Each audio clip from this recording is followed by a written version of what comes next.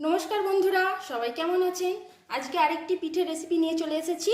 তো আজকে আমি খুব সহজে বাড়িতে কিভাবে সরু চাকলি করে খাবেন সেটাই দেখাবো।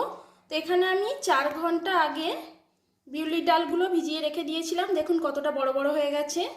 আর এখানে যে চালের আমরা ভাত খাই সেই চালই ভিজিয়ে রেখে দিয়েছিলাম। তো এই দুটোকে আমি এখন মিক্সিতে ভালো করে পেস্ট করে নেব। আপনারা চাইলে শিলেতেও গুঁড়িয়ে নিতে পারেন।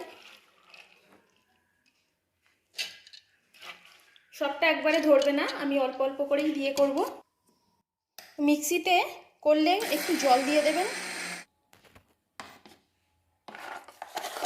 ডালগুলো পেস্ট করা হয়ে গেছে। আগেকারের দিনের লোকেরা কিন্তু শিলেতেই করতো, এখন আমরা খুব সহজে তৈরি করে নিচ্ছি এইভাবে, খাটতেও হচ্ছে না। চালটাও পেস্ট করে নিলাম। এখন বন্ধুরা, আমরা অনেক সুবিধার্থে এইসব করে নিচ্ছি, এখন তো আর খাটতে ভালো লাগে না, তাই যাতে সুবিধা হবে সেটাই আমরা করছি। এখন যুগের হাওয়া বলতে গেলেই চলে এটা।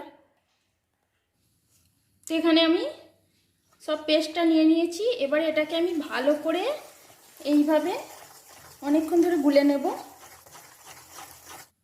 এই গোলাটার মধ্যে আমি এবার লবণ দিয়ে দিচ্ছি। লবণটা আপনারা অবশ্যই বুঝে দেবেন। এটা যত বেশি এইভাবে ফাটিয়ে নেওয়া যাবে ততই কিন্তু সরু চাকলিটা খেতে সুন্দর হবে।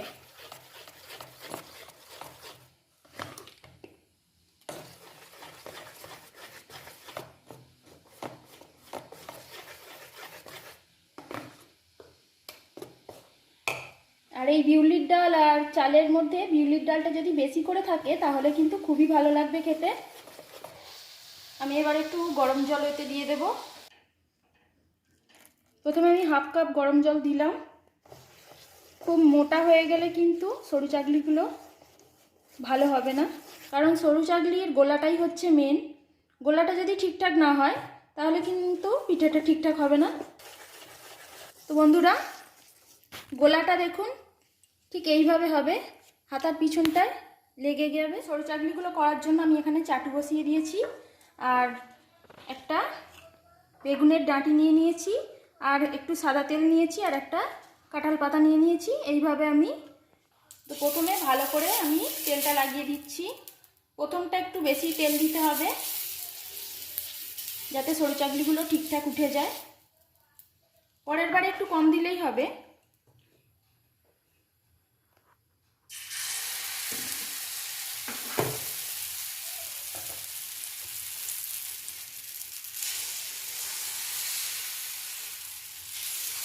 আপনাদের কাছে ব্রাশ থাকলে আপনারা ব্রাশে করে দেবেন।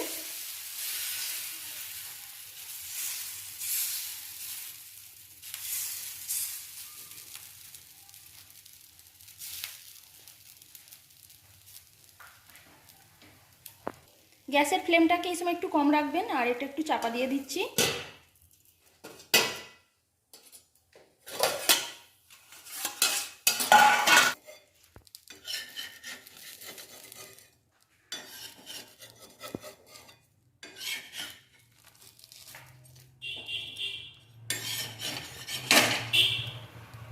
দেখুন বন্ধুরা, কত সহজেই উঠে গেল।